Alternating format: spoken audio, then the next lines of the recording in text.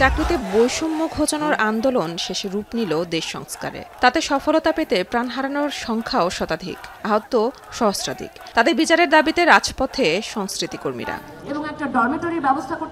নতুন বাংলাদেশ নতুন প্রত্যয়, মুক্তচিন্তা ও রাষ্ট্র সংস্কারে ঐক্য গড়ি, সম্প্রীতি ও সংস্কৃতি গড়ির ব্যানারে তাই শনিবার বিকেলে শহীদ মিনার প্রাঙ্গণে হাজির হন দৃশ্য মাধ্যম শিল্প সমাজ, বিক্ষুব্ধ থিয়েটার কর্মীগণ, আলোকচিত্রী সমাজসহ বাংলাদেশের শিল্পী সংস্কৃতি কর্মীরা।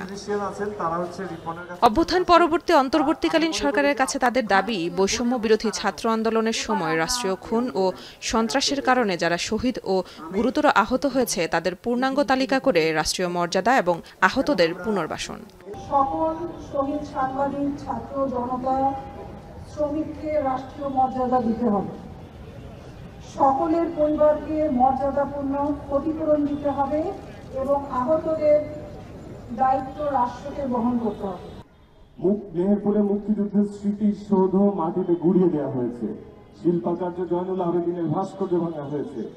গানের জন্য সরকার বিরোধী বা একটি ফ্যাসিজম বিরোধী, একটি অন্যায় বিরোধী সংঘের বিরুদ্ধে গান গাওয়ার জন্য যেন তাকে গ্রেপ্তার করা না হয়।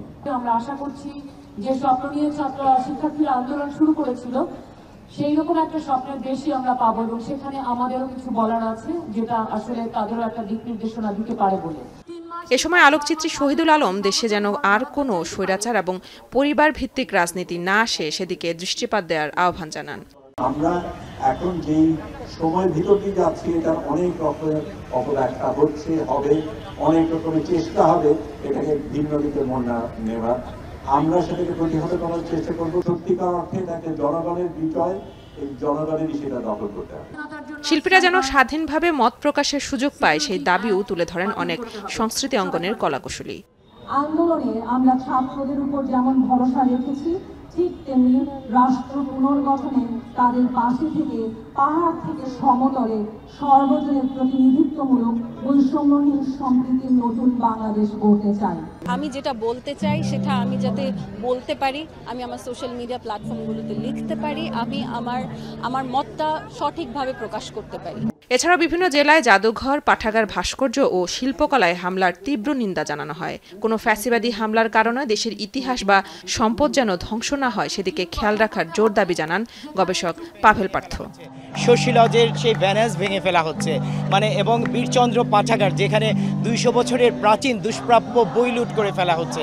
তো এই যে আমাদের নথি, আমাদের সংগ্রহ, আমাদের ভাস্কর্য, শিল্পকলা, সেটি আমাদের জাতীয় সম্পদ, আমাদের ইতিহাস।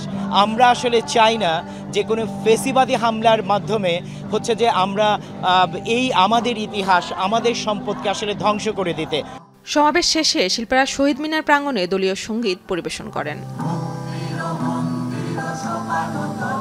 মেহেরিন অ্যানি, এখন, ঢাকা।